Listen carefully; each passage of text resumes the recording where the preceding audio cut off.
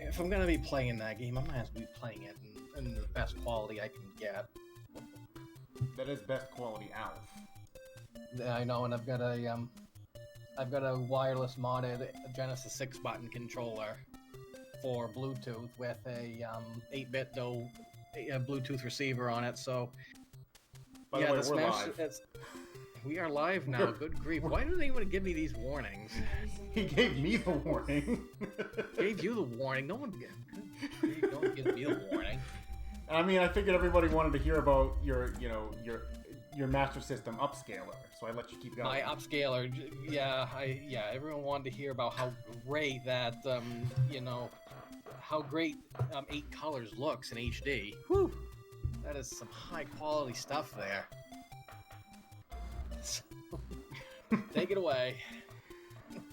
Okay, so I am Dragondarch, and with me doing commentary today is Starbird, who will be doing the bulk of the commentary because this run actually requires a lot of focus. There's a lot of very precise RNG manipulation, and I'm going to be not talking while doing it because some of it is frame perfect, some of it is near frame perfect, and I don't want to mess it up because it costs a lot of time, especially if I have to reset it and try again. So, I guess as long as they are ready on time, I can go ahead and just get going. Whenever they are ready. I got no control over that one. I just need the heads up from them that they're good on the timer, and we'll go ahead and get this thing started. Cool beans. He says ready. All right then. Red tea. Let's go. In 5, 4, 3, 2, 1. Here we go. Alrighty, so this is Legacy of the Wizard. Probably my favorite game on the console. Don't know about anybody else, but definitely my favorite game on the console. And you're going to see Dragondarch pick Lil, and you're going to see him take Lil for pretty much most of the game. He's going to take her for about 3 dungeons.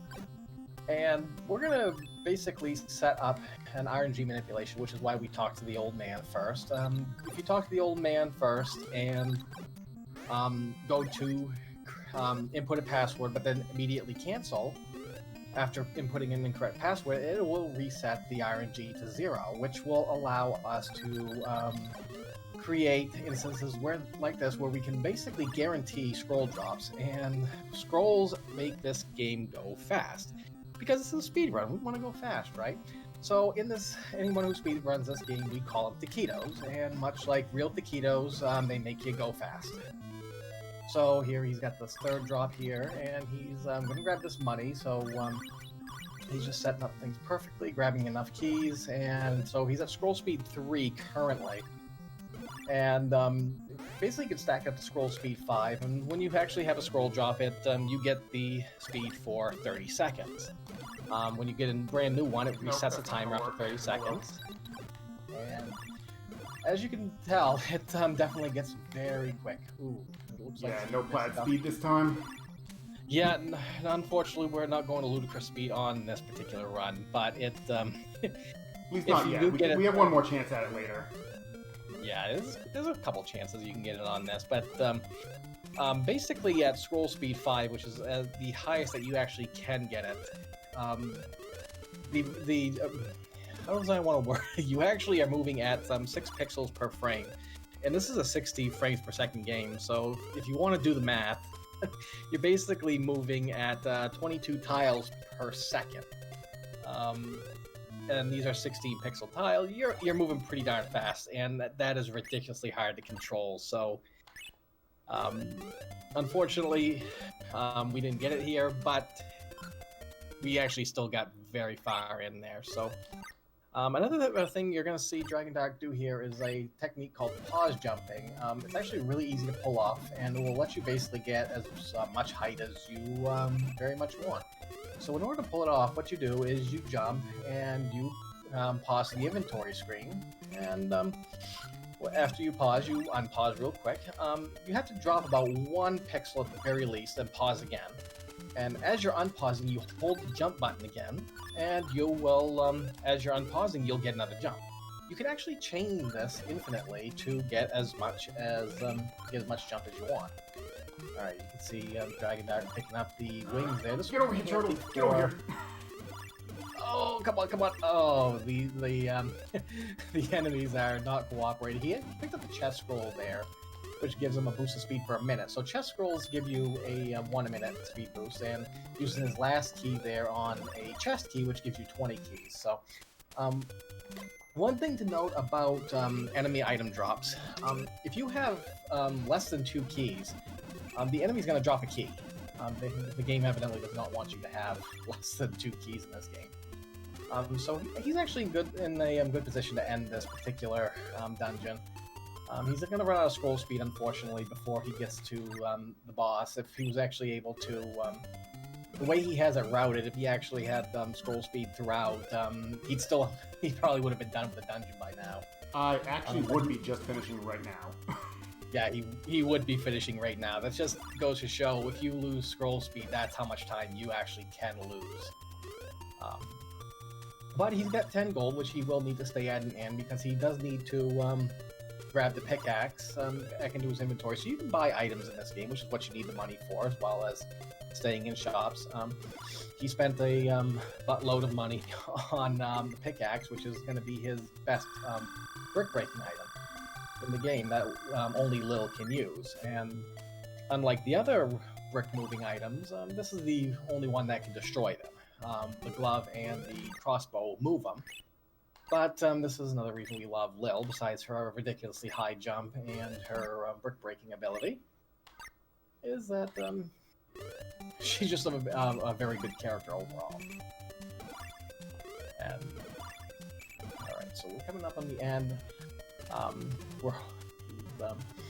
You can kill some enemies here and there to hopefully get some lucky scrolls, although with 1 gold in his inventory, he's probably more likely than not going to get money if he drops. He made that frame perfect jump there, which is very, very difficult to do. If he were to miss it, he could pause jump out of it to save himself, and it's not that bad. But even if I had gotten a lucky scroll there, I wouldn't have wanted it, because we don't want them for bosses. Yeah, for bosses, you don't want scrolls if you can help it. For this particular boss, you can get a lucky scroll, and it won't be that big a deal, but it would take him longer to kill. A lucky scroll would make that jump a lot easier, but it definitely would make killing the boss a bit slower. So, just basically getting the enemy's hitbox and just blast them away. So, basically going to repeat here. He's going to go ahead and talk to the old man again and pick Lil. So, easy peasy. And he's going to now go into what I call the toughest area in the game. And he's taken the elixir that we grabbed in Lil's area and the pickaxe. He is going to venture into Pochi's area. So, let's hope he grabs the... And there's scroll 1. Kill the scorpion here for scroll 2. And with a perfect setup here, he should get across. And let's see if he gets it. There's the cross. He goes back here. He should get scroll 3, and that should get him into Pochi's area. And it should allow him to collect enough money as well. Right here should be scroll 4. Perfect. No, that was gold. Excuse me. That's enough gold and with the money he gets in there, he'll have enough to get the key stick next time around. So, and there's killing here, and he will have the money. There we go. There's another scroll there. So he's got a ton of speed, and yeah, going through here is ridiculous. These tight corners here, and he's making it look easy. And he's picking up Power Knuckle here. This will actually triple or quadruple. I can't remember. It's a quadruple. Okay, so your attack power quadruples when you have the Power Knuckle equipped. The caveat is that you actually have to use twice as much magic, but a quadruple damage is actually really nice. And his Taquito High just left him, so... Alright, so the dangerous part about Pochi's area is that these enemies hit like trucks. And the reason why this is usually designated as Pochi's area is because he is the only one of the family that is immune to monster attacks. I mean, he's not immune to boss attacks. Let's not get ridiculous here. The programmers had to give you some challenge. But this particular area was designed for him. So he's going to switch to the Elixir, and he's going to take intentional death there. Those mimics actually will one-shot you no matter what. They deal 100 points of damage, and they are basically the programmer's way of saying, you try to get here without Pochi. That's funny. But we have the Elixir, so Dragondarch, as long as you position yourself right, you can get up there no problem. So we're coming up on Erebone here. That's another one where you kind of just face tank his body a little bit, and just shoot him in the face and the back a little bit, and we just get dizzy. We just get spun right round. So that area before the mimics, there's all those comets flying around. Those all do 40 damage a hit. That is a very RNG heavy room, and it's very easy to just get stuck in a position where you can't dodge anything, and you can just die instantly without anything. There's like literally nothing you can do about it sometimes. So I played it a little safe there towards the end when I saw everything trying to respawn. I moved to a kind of a weird location just to hopefully stay out of the way of all of them. Yeah, Pochi's area is ridiculous, but Lil is definitely needed there definitely for the sake of speed, because if you end up taking Pochi in that area, you can definitely take it in a speed run, but it's definitely slower because you have to take a long way around. So there's a bit of a different setup here because Dragondarch is using the Power Knuckle here to one-shot these enemies, and he's definitely hoping for some more scrolls here. There's a cross. Switch to the pickaxe, and we got, I think you're up to 3 right now? Yeah, we're maxed out. And you are maxed out, and we're going to be coming up on a chest scroll here. Oh yes, we are going to plaid now. Oh, so this is Ludicrous speed that you've probably all heard so much about. And he's picking up the crossbow here, so he's got all the items he needs for the mother now. And this is this is what this is 6 frames per 6 pixels per frame. 6 pixels. Yes, thank you. I can't get my I can't get anything right today. 6 pixels per frame, 22 tiles per second. It's ridiculous. So he's grabbing the magic water there. What that does is when you run out of magic, when you have it equipped, you will fully restore your magic. So he's gonna definitely get as much life out of this, out of Ludicrous speed as he can. And doing some more pause jumping here. And again, when he grabbed that chest scroll, he gets 1 minute of Ludicrous speed. So he's hoping with any. And there's the taquito high gone. You know, it is kind of like a sugar high now that you think it's like, oh, now you're disappointed. So. Normally, you have to take the father in here. You actually have to do a lot of shenanigans with the glove in order to get through here. But thankfully, with the discovery of the pause jump glitch back in, you know, whatever was discovered, what, 2000 and something, way back. For a while. Yeah, the pause jump's been around since speedrunning was probably invented. But there's a protection ring, so that's always handy. Yeah, since that, no one ever uses the father. Much like no one ever uses Pochi, but... And there's another chest scroll down here. This is a really poorly placed scroll, because we can't really get a lot of use out of this one. No, it's one where... And when you... the thing with the scrolls is that if you are in an inn or in your inventory or swapping your items, the timer still ticks. So you want to utilize, you want to be in those spots as the least amount of time as possible to maximize how much scroll you get. So we're coming on the tower block room here, and what's going on is basically it's just a lot of ups and downs, breaking these blocks. And again, this is where the developers intended that you go with the father, because with the power glove you can just push these blocks aside. Pushing the blocks aside and moving them with the power glove does not cost magic. Breaking them does cost a point of magic, and you can see quickly where Dragondarch's magic is depleting really fast. This is actually the reason we need the magic waters, because we do not have enough magic to get through here.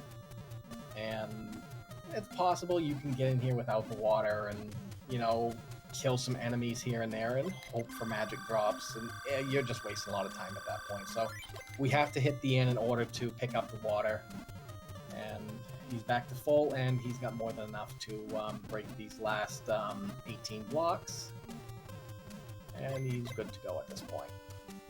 So really there's only 3 screens left, 3 or 4 I believe. This Mimic gets me every time. Every time and Dragondarch makes it look so easy. And Mimic hits you, you better hope you have enough money for another inn. That's all I can say. I love how they just put Mimics in like the most inconvenient of places.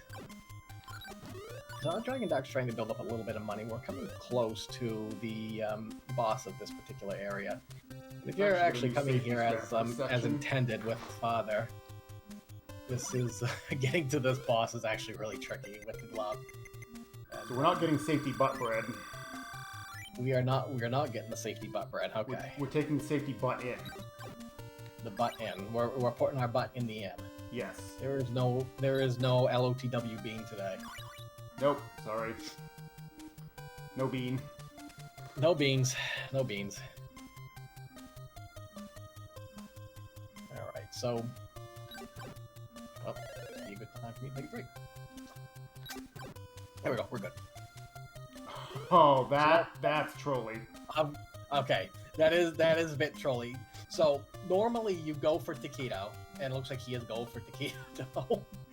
Normally you see Taquito, you go for. What he wants is that elixir. He wants that elixir for the, not this coming boss, but the 4th boss coming up, basically for safety.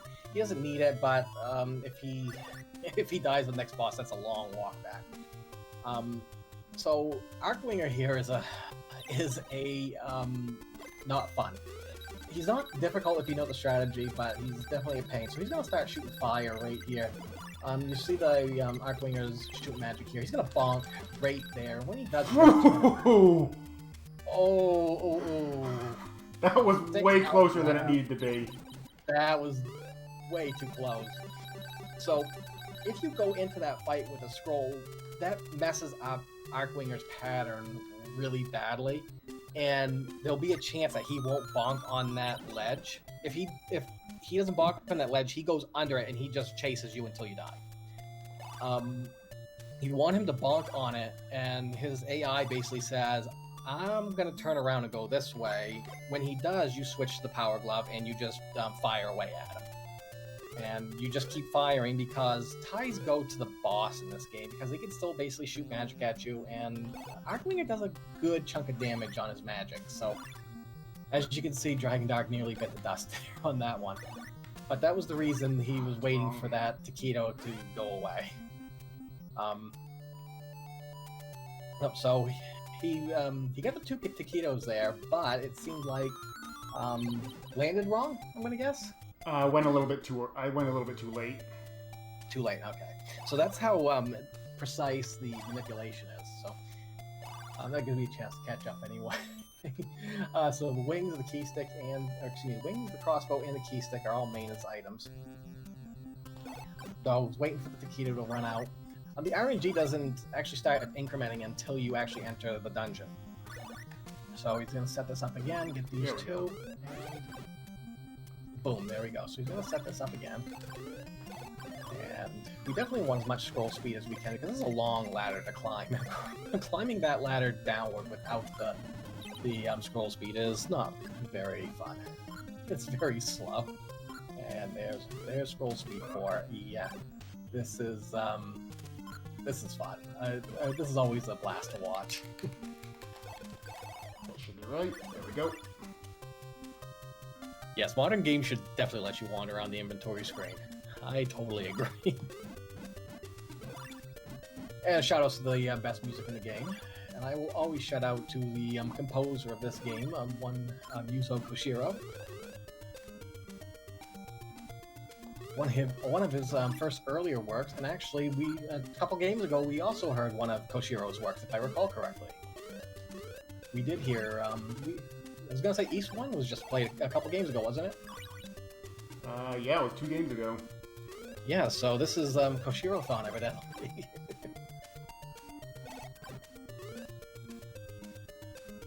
I love the music in this. This has always been my favorite. So, I believe...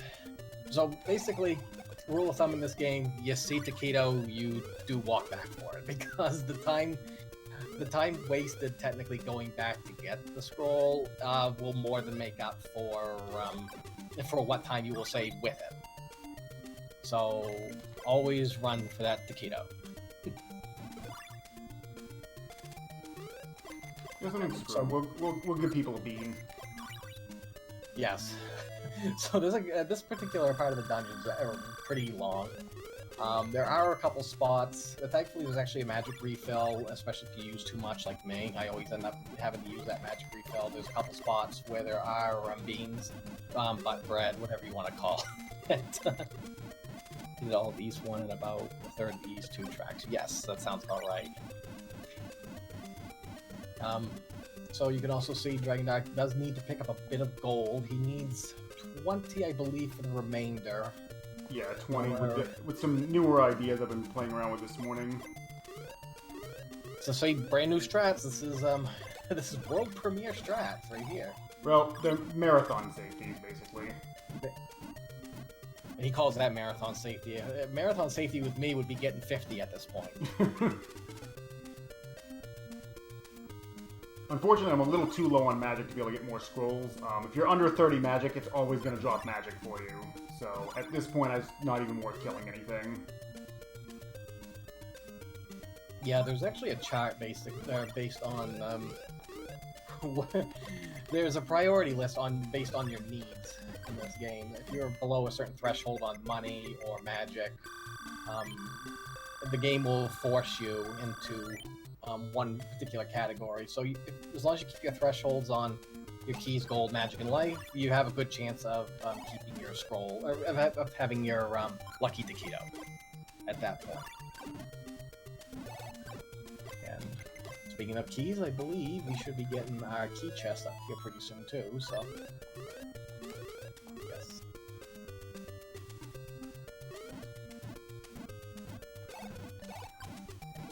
This is the one part of the run I quiet down on just because I love music so much.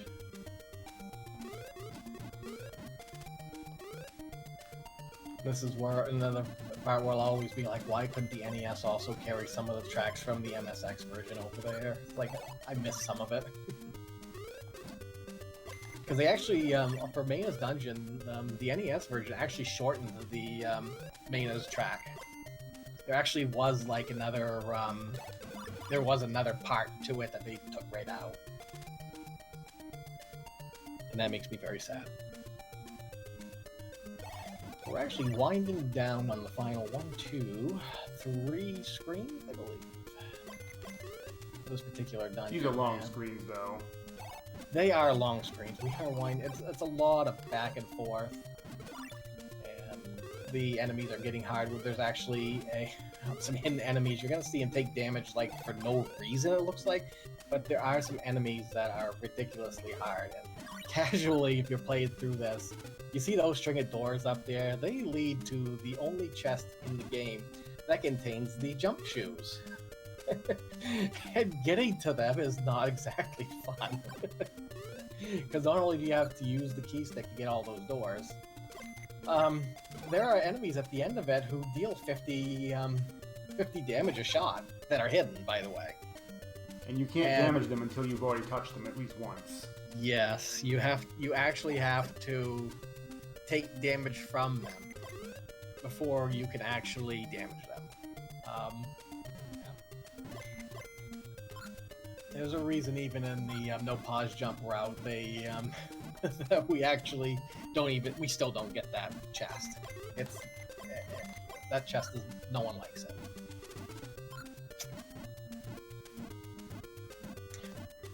So I probably should have mentioned about the key stick. As you've probably seen in this dungeon, there's a lot of doors. And you normally need a key to open the door, but if you have the key stick, you can do it without a key. You just need to expend a point of magic to do so. And it's a lot easier to have it. You have to do a lot of key grinding if you don't have it, and since it's a speedrun, we kind of need it.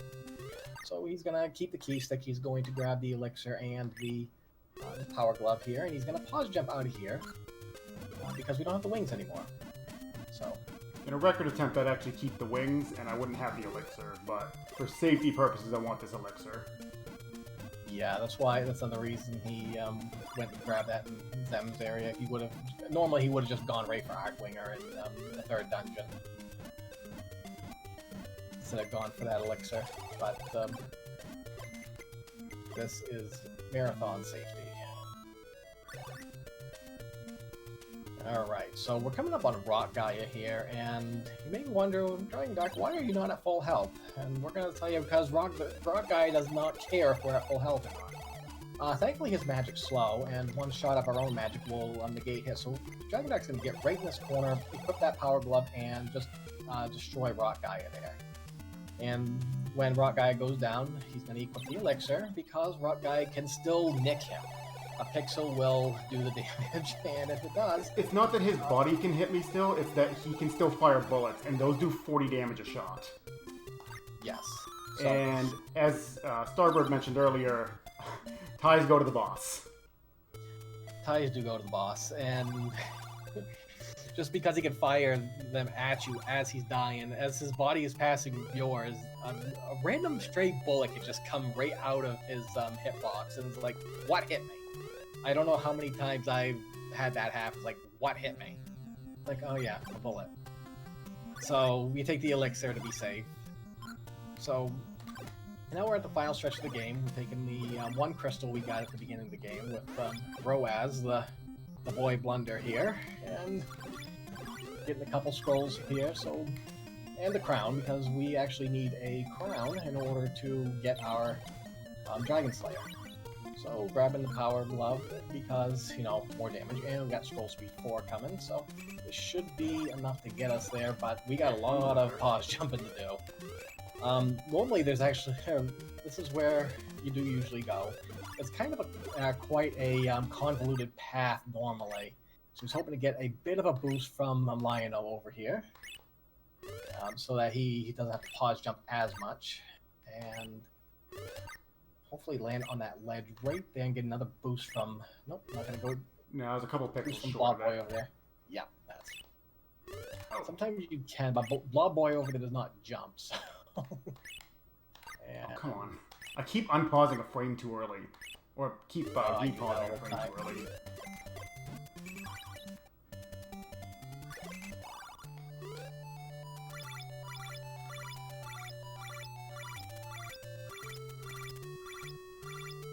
There we go. This particular portrait right here is hang on. I think I just I was gonna say, did everybody just lose me for a second because no, I think everything just crashed on me? Okay, because I was gonna say something. It was like, wait a second, everything just crashed on me. Okay. Well, either way, normally after you get the Dragon Slayer, you normally have enough money and you just go straight for the boss. For the final boss at this point. But if you die to the boss, you lose the Dragon Slayer, and you have to go get it again. For marathon safety, Dragondarch goes back to the house, and basically going back to the house acts as a checkpoint. So should you die, you end up with everything you had before you went back into the dungeon. So well, the time's coming up soon. Yes, time is coming up. I'm guessing you are way ahead of where I'm seeing done. Stream. So he's really done then. So basically, he got right underneath the dragon's legs between fire and that, and just winded down on him. So that was a really good quick kill. I didn't even have time to explain that. I was really lagging behind at that point then. 26:49. Good grief, that was a good time. Yeah, that was pretty good considering I had one manip that I had to go reset, and I didn't get the first, so I lost a minute and a half in the first area, to give you an idea. Because I lost the manip so early. I was getting out of Lil's area about a minute and a half behind, and then I had to reset the manip again going into Zem's area.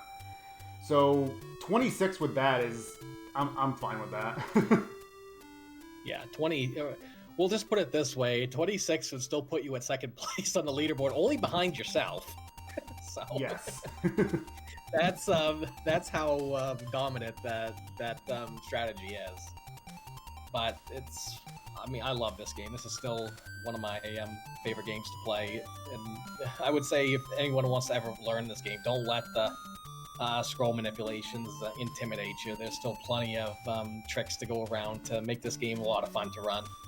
I really need to sit down and just make a tutorial for this someday. Yeah, I mean, I've got the Pochi strats down, especially with I actually pick up Fire Rod just so I can do Pochi manipulation. Oh, that's a load of fun. But other than that, that's Legacy of the Wizard, also known as Dragon Slayer 4. Yeah, there's actually no difference between the Japanese version and this version, other than what the title screen looks like. Yeah, not for the NES version. For they did have the two MSX versions that never got released in the US, which do have a lot of differences as far as the dungeon layouts themselves. It's pretty much the same game otherwise, but it's if you ever get a chance to play that version, I still recommend playing that too. But the NES version, I still say, is the version to play.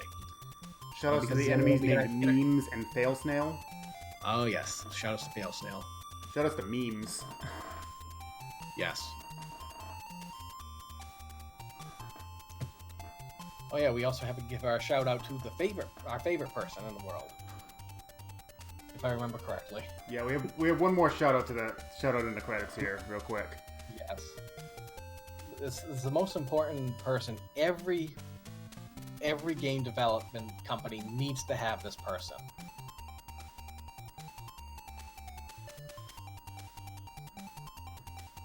As soon as he comes up. We're not spoiling it. We're not spoiling it. That would just be wrong. Well, we should also give another shout out to Koshiro for the music. Absolutely. But the real shout out goes to Shachao here, who went out and got produce for everybody while they were making the game. When they get hungry, they just send her to the grocery store, get some produce for us, coming back. Yes, shout out to produce. Because every game development company needs produce, and Shachao, I'm sure, did a wonderful job of it.